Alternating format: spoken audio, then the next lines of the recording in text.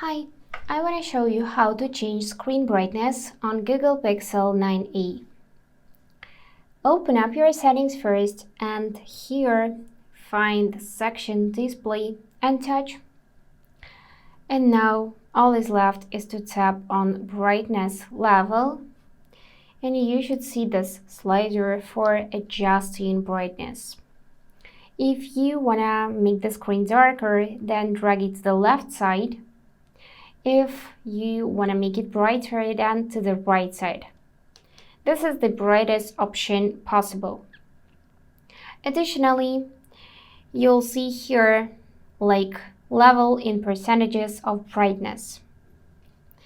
Also, you can turn on adaptive brightness, so the brightness of the display will adjust on the lighting around you.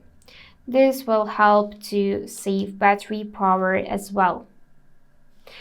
And the next way how you can control brightness is to swipe down from top right corner to trigger quick settings.